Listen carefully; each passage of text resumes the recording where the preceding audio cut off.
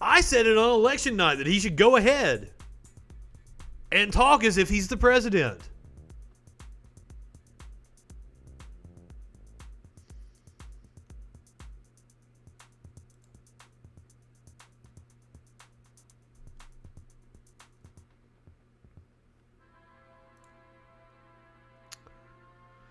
I checked a couple different channels to make sure I wasn't missing it. Everybody's still waiting on Biden.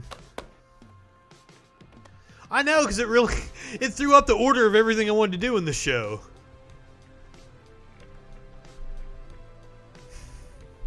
God damn it. Fuck you, Joe. You fuck everything up, man. You weren't supposed to be the nominee. We should have been listening to Bernie Sanders give his victory speech on Tuesday night.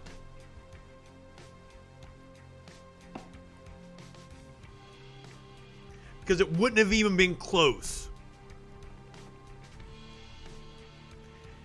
And I know there are people that want to argue with me about that. But progressives won big on election night. Shit libs lost. Joe Biden is barely going to pull this out, and he's going to pull it out because of Ilhan Omar, Stacey Abrams, Rashida Tlaib. Joe Biden didn't win this election. The left pushed him over the edge.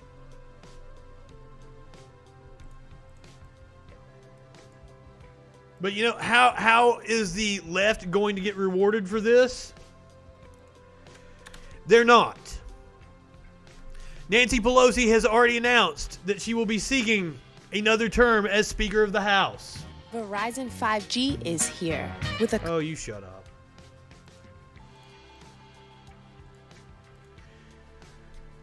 And she already detailed her plans of how she's going to govern the caucus.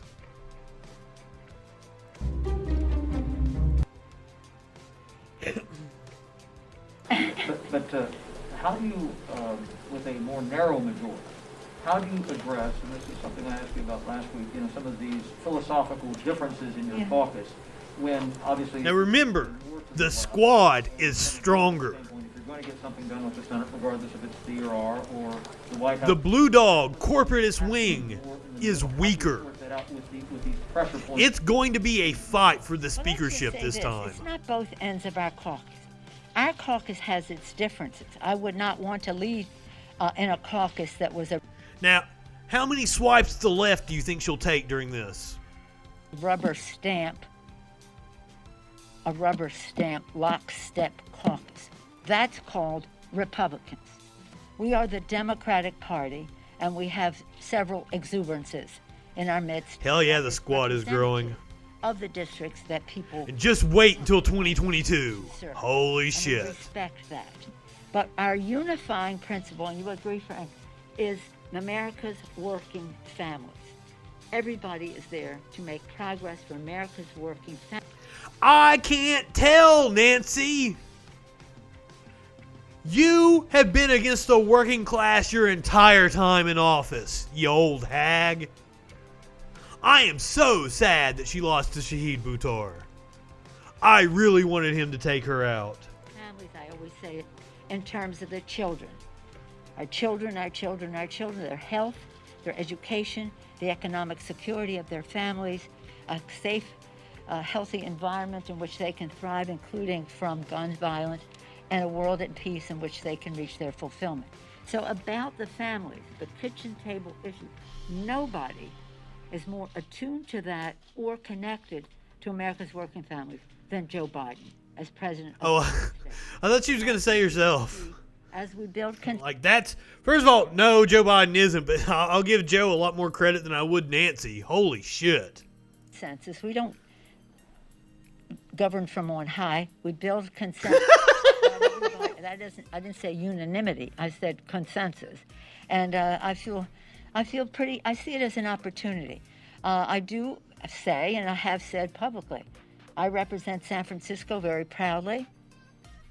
And some issues that would be wonderful in my district are just not winning issues other places in the country that we have to win. That doesn't mean we curb our enthusiasm. Curb your enthusiasm. Dun, dun, dun, dun, dun, dun. Anytime she speaks, that should be the song that plays. No, woman, you represent San Francisco. Come out and represent San Francisco. I don't understand her point there. Because if your strategy is to be more electable nationally, it fucking failed. The Democrats lost big in the House. In an election where you should have won, you should have had pickups. But you're not offering anything to anybody. Joe Biden was able to pull it out because he's not Donald Trump, and that's what he was running on. And that was just enough to barely squeak by. But when it comes to people, representatives, people want to know what you're going to do for them. And the Democratic Party worked really hard to say, hey, not all Republicans are bad. We got John Kasich speaking here.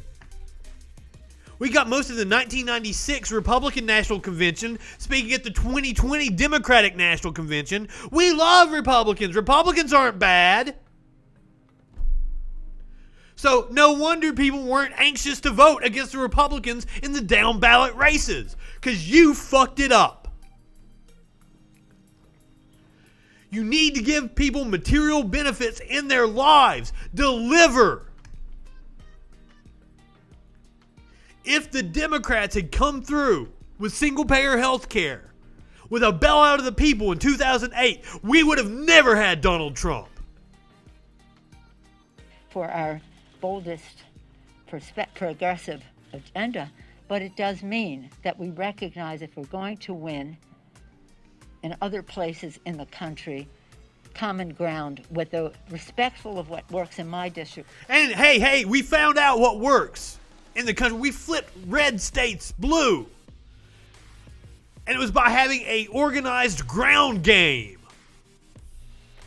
Stacey Abrams needs a position in this administration.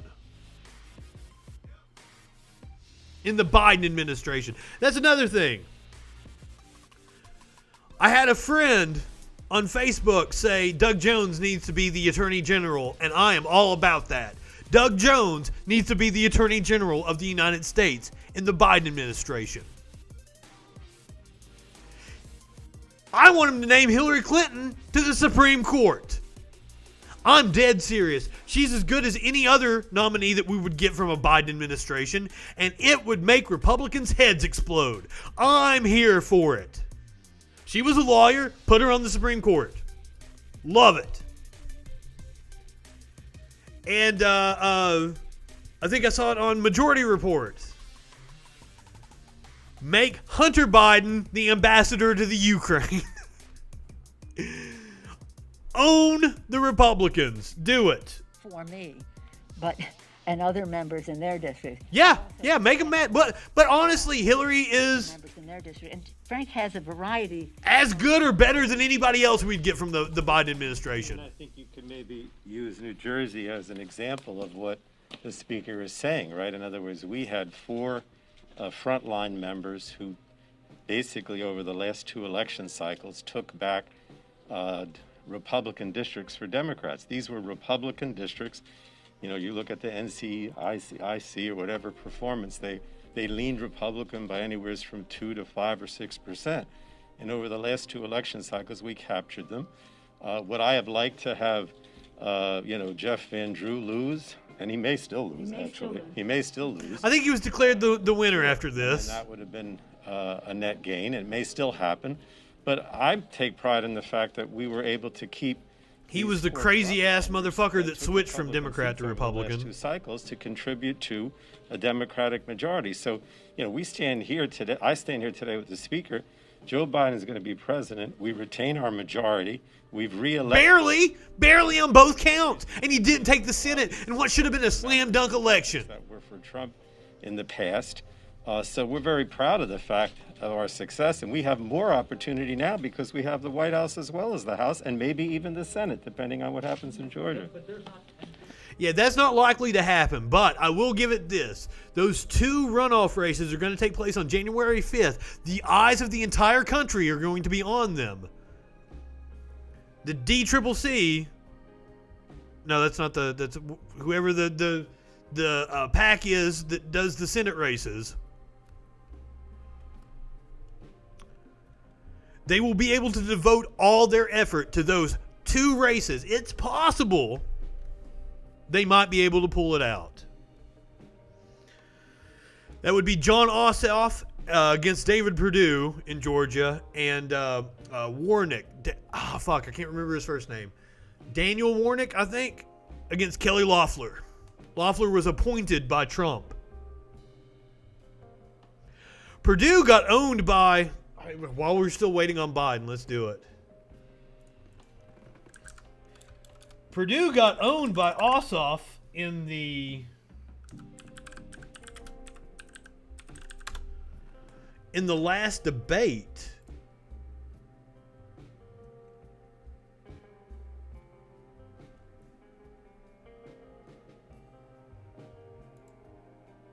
See if this is the clip we're looking for. It's not just that you're a crook, Senator. Yes. It's that you're attacking the health of the people that you represent. He would be nothing but a rubber stamp for Chuck Schumer. And the reason I'm talking about the same words is that he does it all the time, and that is he's saying things that will disclose or that will disguise his real radical socialist agenda.